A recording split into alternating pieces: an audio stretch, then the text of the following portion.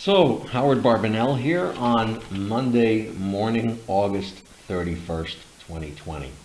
I'm a big newspaper reader, and I wanted to share with you a couple of things from editorials in today's Wall Street Journal because they're very important. There's one editorial called California's Radical Indoctrination. And in fact, both of these are going to deal with West Coast liberal situations. It seems that many conservatives are, quote, alarmed that high schools are drawing up plans to teach the 1619 Project, the New York Times revisionist account of race and the American founding, in history classes. The reality is turning out to be worse. The largest state in the Union is poised to become one of the first to mandate ethnic studies for all high school students. And this will make the 1619 Project look moderate and balanced. Jumping ahead, there is a bill in the California State Senate called AB 331, and it is in committee and could be in front of Governor Gavin Newsom real soon.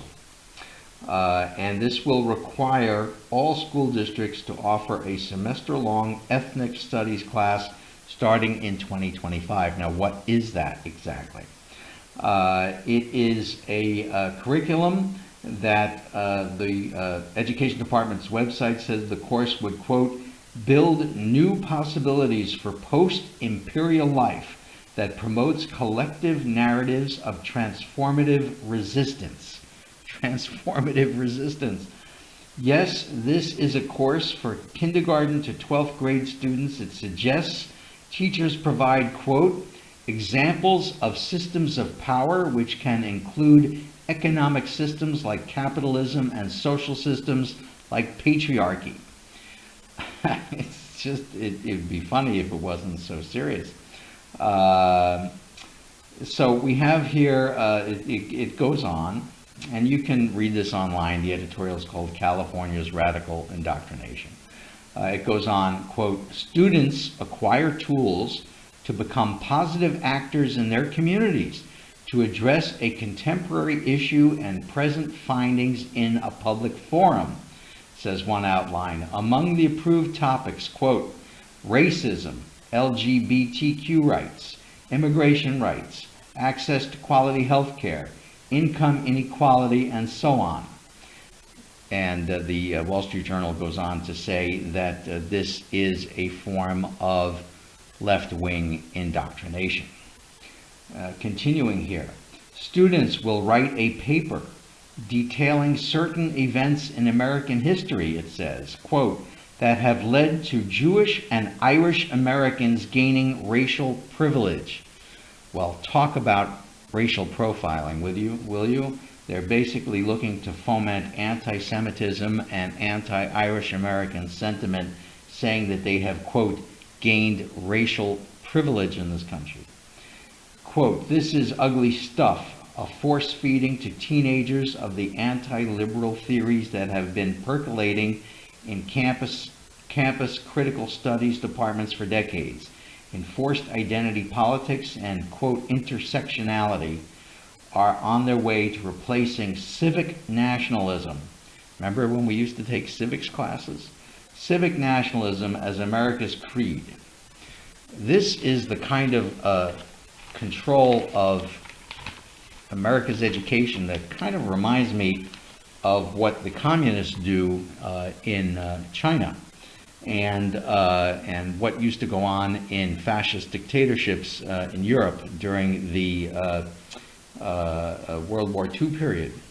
There's a second editorial in today's paper called The Portland Clashes, and this is about the riots in Portland. And you know what's really quite interesting here is that of course, Portland Mayor Ted Wheeler and Governor Kate Brown, who have consistently indulged the rioters every night for more than 90 days. Black Lives Matter, BLM, Black Lives Matter, and Antifa protesters have demonstrated in Portland. Many are peaceful, but a hardcore have repeatedly attacked police and burned buildings. On Friday, okay, because President Trump offered to send in the National Guard and federal forces to quell the violence, which has been going on for well over 3 months. And you may recall that the mayor said if only President Trump would remove federal law enforcement from the courthouse, the violence would stop. Well, of course, they removed the people, the federal people, and the violence hasn't stopped at all.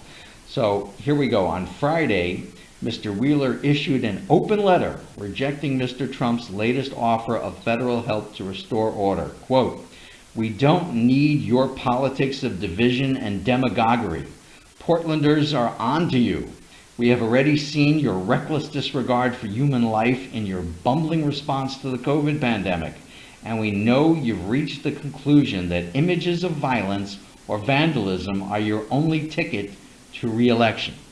And this just really goes on, and what's fascinating is Mr. Wheeler, Governor Brown, and state lawmakers have hamstrung police by limiting anti-riot tactics.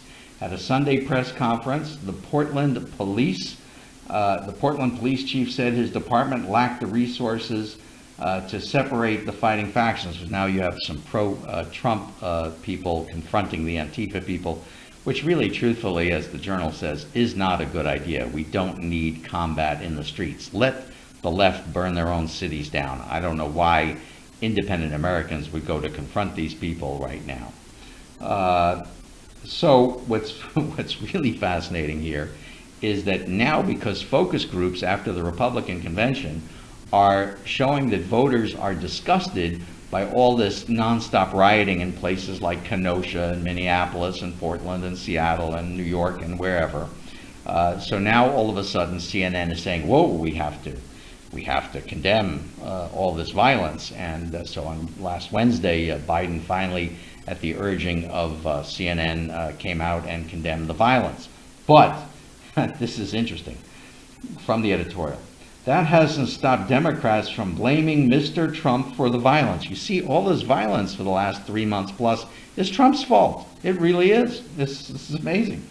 And so this hasn't stopped the Democrats from blaming Mr. Trump for the violence, as they did all day Sunday. Democrats spent their convention never mentioning the urban violence, but after the Kenosha riots and the GOP convention, this has become a political liability. So they're pivoting to blame Mr. Trump and claim that it is his America. It's Trump's America, folks, that is causing this violence. And if Trump supporters belong, and the Journal says very aptly, it's as if Trump supporters belong to Antifa and dominate U.S. cities. It's really quite incredible. The Democrats will say anything. They will do anything. They will lie about anything in order to achieve power and to obfuscate the truth. They are basically now saying that these past 3 months of violence have been brought to you courtesy of Donald Trump. It's really quite incredible. We have to do something about this, folks. And the main thing that has to be done is we have to win this election on November 3rd, and we have to win big, and we have to defeat them badly, so that there is an overwhelming mandate for Republicans to set America right. We are in a struggle right now for the soul, the heart, and the character of America. Are we going to be Venezuela? Are we going to be communist China? Or are we going to be the United States that we know and love? So we have to get out there and vote Republican. This is not just about Mr. Trump. We have to vote for every Republican on the list, from your local city council and state legislature to Congress and Senate, and the president and vice president, of course.